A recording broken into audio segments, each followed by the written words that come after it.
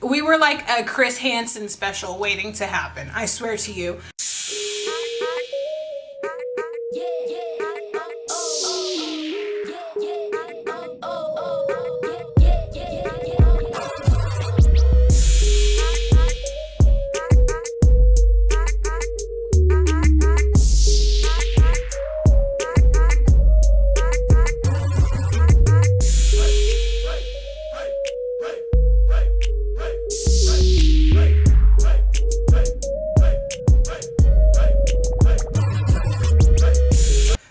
Okay guys, hi, how is everybody doing today? So today is going to be a different kind of vibe, a different kind of like what I normally do. It's not going to be like a regular chit chat, get ready with me. It's going to be like a story time.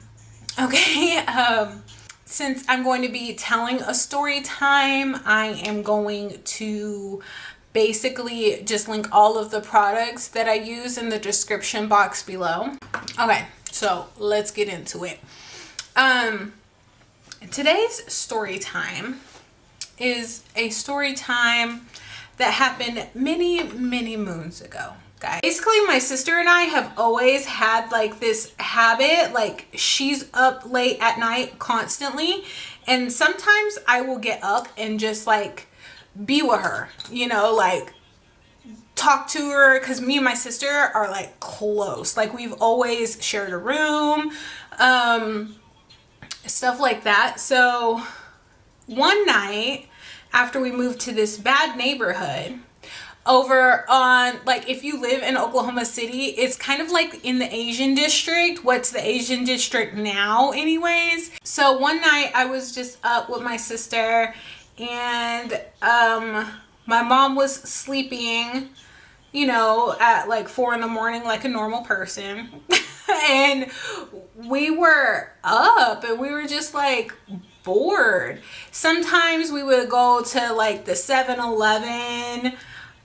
Sometimes we would go to like, you know, just for a walk. This time today,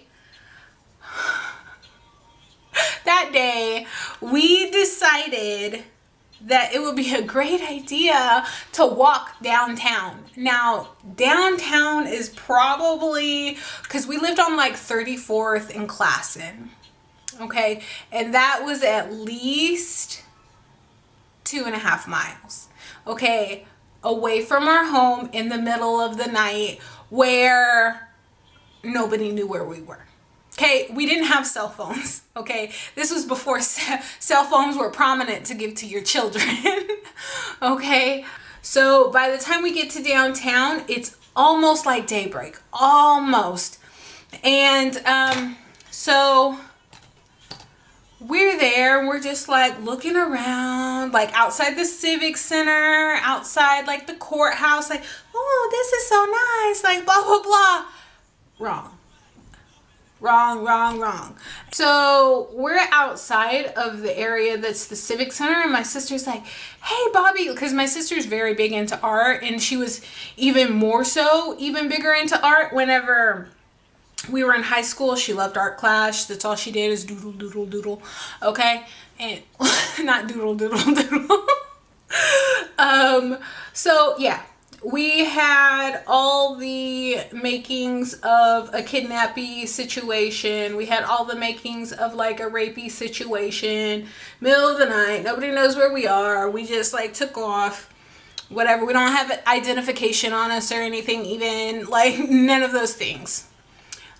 So basically we're downtown, and for the life of me, this guy told us his name. We stop and talk to a homeless man, just a random homeless man, and he was like older. So we were like, there's 2 of us, and there's only 1 of him. Knowing now that I know like an elderly man will always be probably, for the most part, stronger than a woman, because testosterone's a hell of a drug. Okay, so we were like a Chris Hansen special waiting to happen. I swear to you. clearly I was not taught stranger danger. I was told to respect your elders or get popped. So I have a second story prepared for you guys because that story has run out, and the lesson and the moral of that story, okay, that we're going to turn into a Disney movie, is you don't talk to strangers. Let's talk about how I was stalked, okay, as a teenager. Okay, so the story about me being stalked. Okay, I laugh now, but like stalking is like a pretty legit thing, and I wouldn't wish that on anybody, because literally you go through your whole fucking life like looking over your shoulder, like, is that person gonna be fucking there? Thank God I lived in a time where technology wasn't prevalent, so he couldn't like find your Snapchat location, or you tag the location of like what bar you're at and then they show up, like shit like that. I didn't live in a time like that. And plus I wasn't old enough for a bar, so I don't know why that would be applicable. But that doesn't mean that I haven't been in a bar whenever I was like not old enough to be in one. But anyways, so basically my story is from a high school perspective, because I was stalked while I was in high school, guys. High school. Okay, and it was by a not high school student, so it makes it fucked up. Okay, well, it's fucked up if it's a high school student, but it's even more fucked up if it's a grown-up that's fucking stalking you, and they know the laws, they get the gravity of the situation that they're doing, and they realize that they're being creepy as fuck. Okay, so before my camera died, I was basically gonna say, like, whenever I was in high school, I had two very best friends in the whole world. Jessica and Lexi are their names. So we were friends, best friends, all three of us. Jessica like dropped out of school and got pregnant or whatever. And Lexi and I did not. But on the way to meeting her now husband, Jessica like did have a boyfriend. That boyfriend's name was Robert. And Robert lost his fucking shit. He lost his shit whenever Jessica broke up with him. Okay? And me and Lexi, we didn't necessarily like her new boyfriend. Okay? And we thought he was just, you know, like some fucking hillbilly. She needed to like leave that hillbilly in the hills, whatever, and get back together with Robert.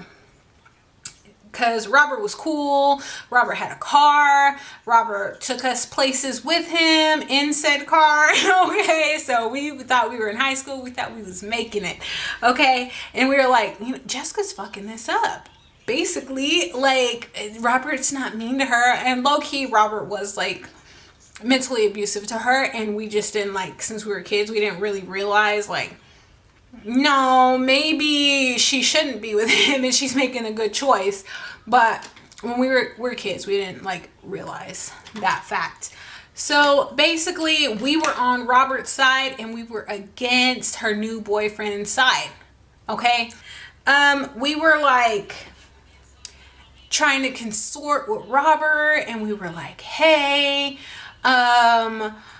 like, you gotta like try and get Jessica back. So he tried and tried and tried, but his trying was like driving by her house and like squealing his tires, like stupid shit, because he was in his early 20s. He was like 23 or something like that, and Jessica was like 16, so this was like way inappropriate anyways. Okay, and she got with another dude who is way inappropriately older than her, but that's neither here nor there.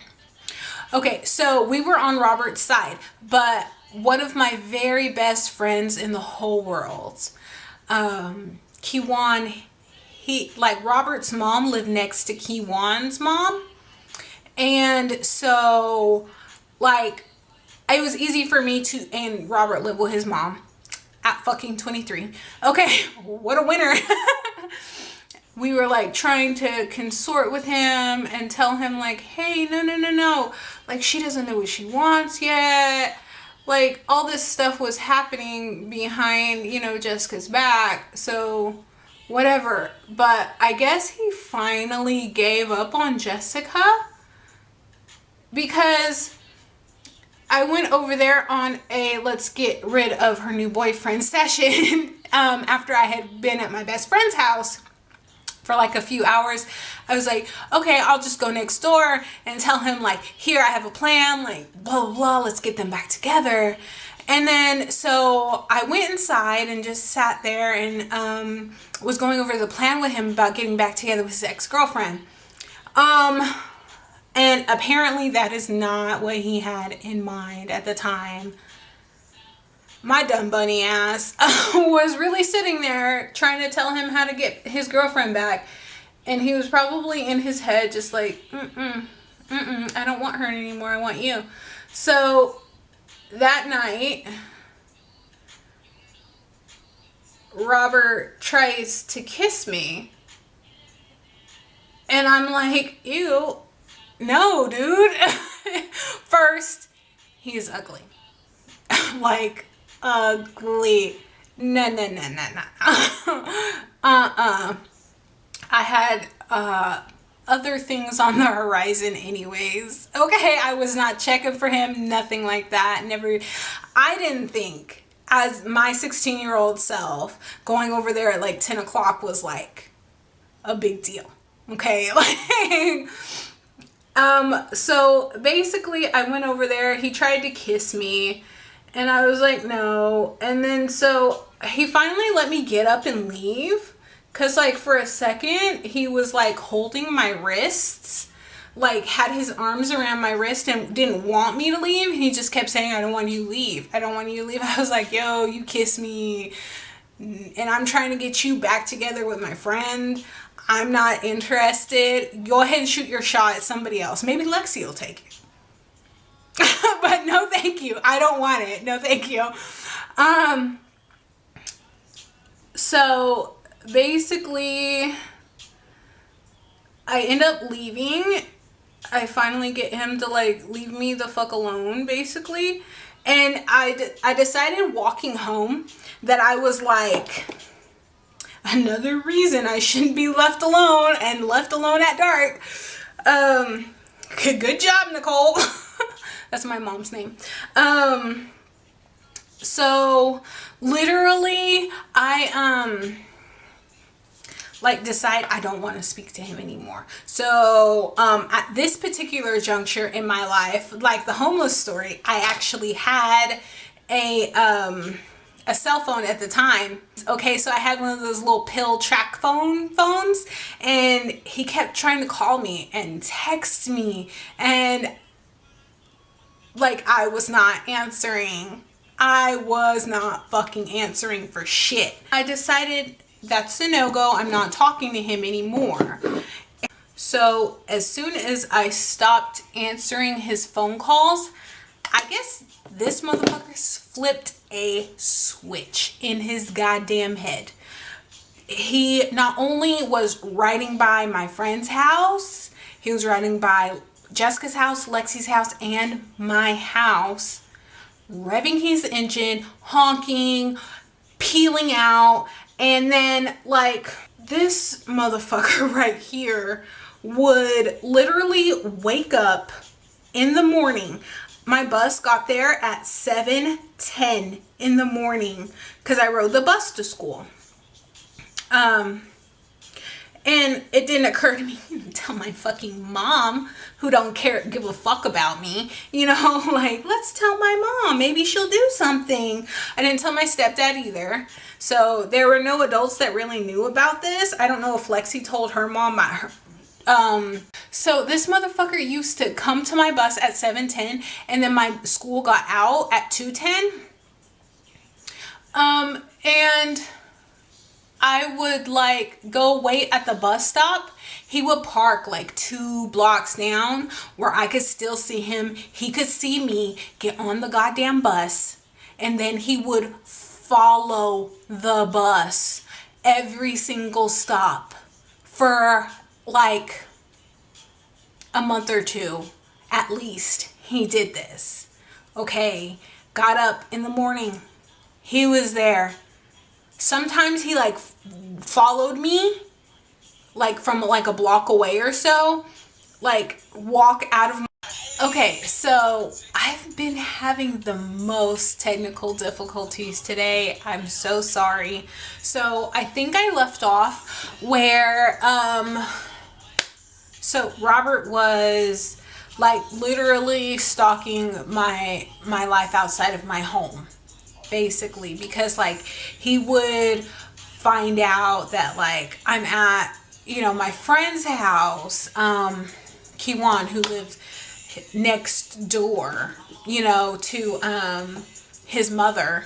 And I was like, oh hell no. So like I legit couldn't go to like one of my best friend's houses, and I was like, I can't go over there, you know.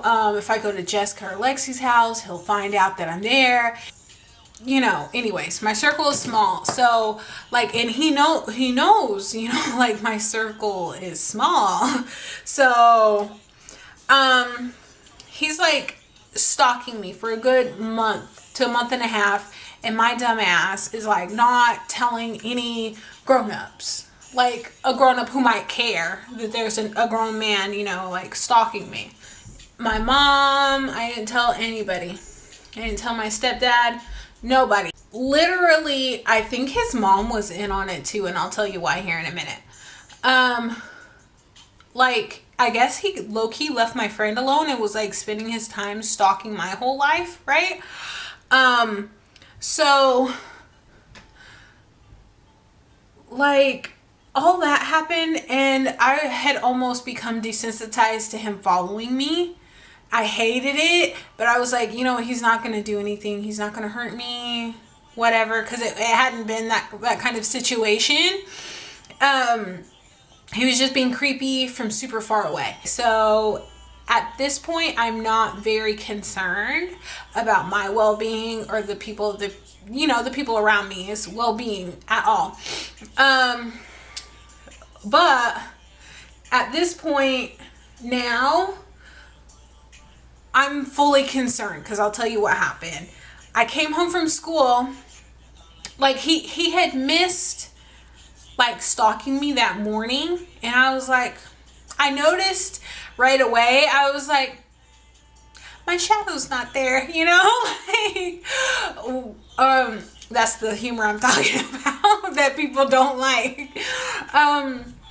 I was like, well, he's not here, you know. I just bopped along my school day, minding my own business, you know.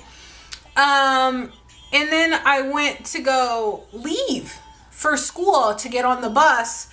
So, and then I could normally see his car like in the distance waiting for me to get on my bus and then follow my bus to my house. That kind of situation. So I didn't see him, and I was like, well, maybe he gave up. And I was getting like overly excited that maybe he gave up, you know, in my head. I was just like, yeah, maybe I'm, you know, completely free of this dude. He finally gave up, blah, blah, blah. Tell me why. I got my little backpack on, walking home, the like block and a half that it is. I'm like, no crazy dudes anywhere in sight. And I don't know if he parked his car like a block and a half down or whatever. I walk up to my house, and you know, my mom's car is in the driveway, and that's it. But I walk into the house and I hear my mom talking. She's in the living room. My mom is never in the living room. Okay, we didn't even have a TV in the living room. She's never in the living room.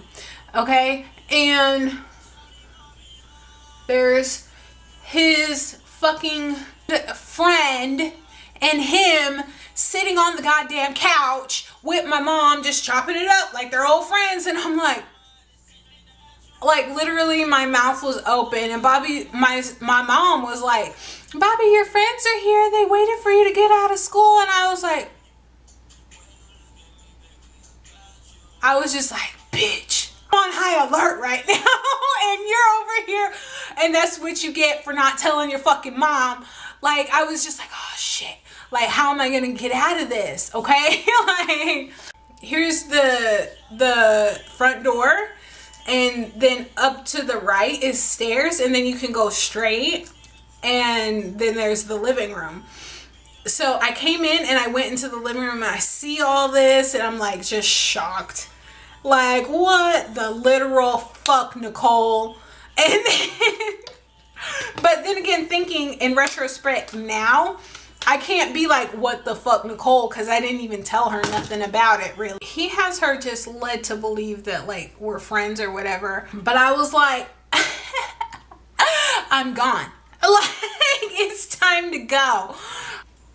My ass, I go get what little money I have, put my shit down, change my shoes out from like school shoes, because I used to like love wearing heels all the time. And I changed from my school shoes to like regular shoes. Bitch, I was gone. Okay. Yeah, no, I went down the stairs and out the front door, and I like ran for like 4 blocks. I was like, I'm gone. Y'all ain't gonna get me. You won't catch me slipping like with a lump. Not I, said the cat. Not I. Okay. So I leave, and after I guess he realizes that I left, he starts blowing up my phone, and my mom is blowing up my phone too. Like, where did you go, Bobbi? Your friend, you just left your friend here. I was like, Mom, that's not my friend. That dude has been stalking me. He's been following my bus, blah, blah, blah, blah, blah. She's like, well, why didn't you tell me? Well, bitch, you don't give a fuck about nobody but your goddamn self, okay? And at that particular point, I realized that he, like, tried to find me.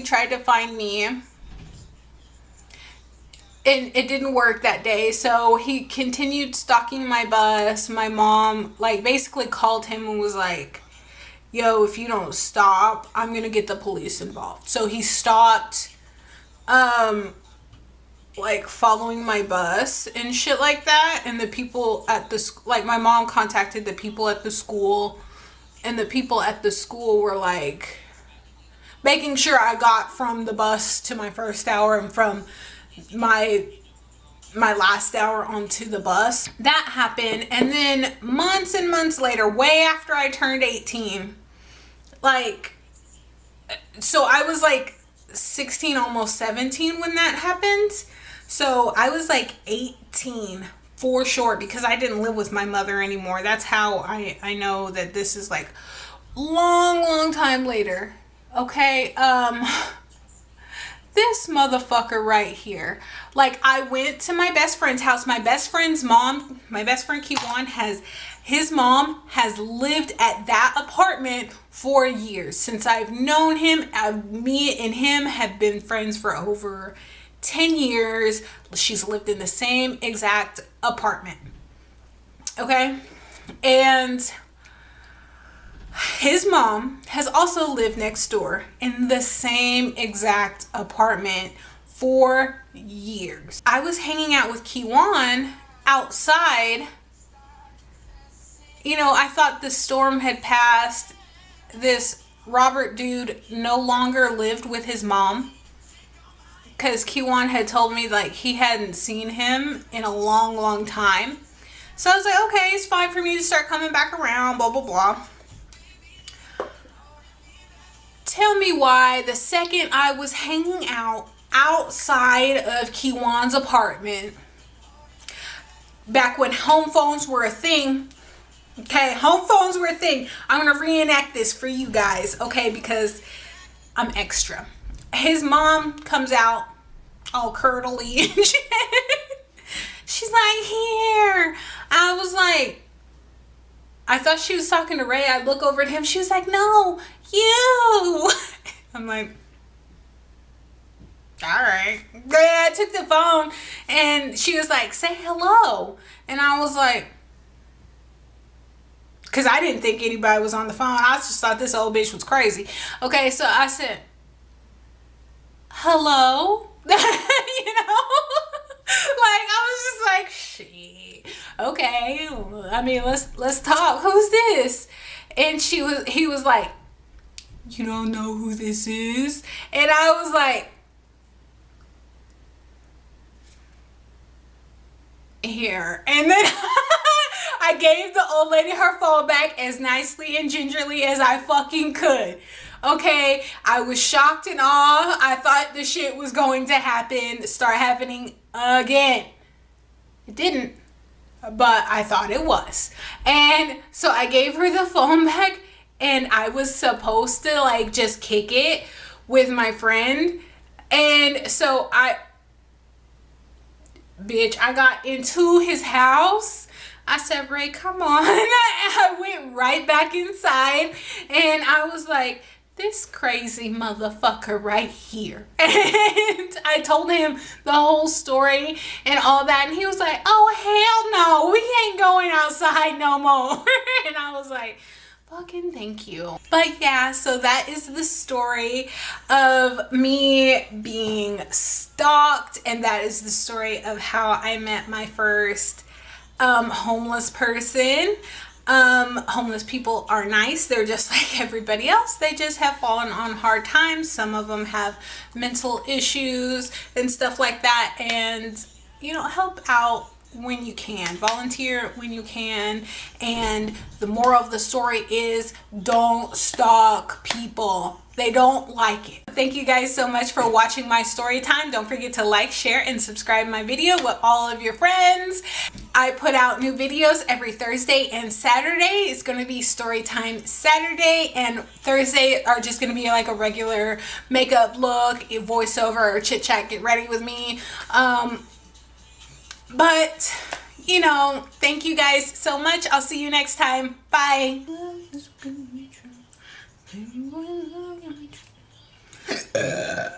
Side, like a, oh no. So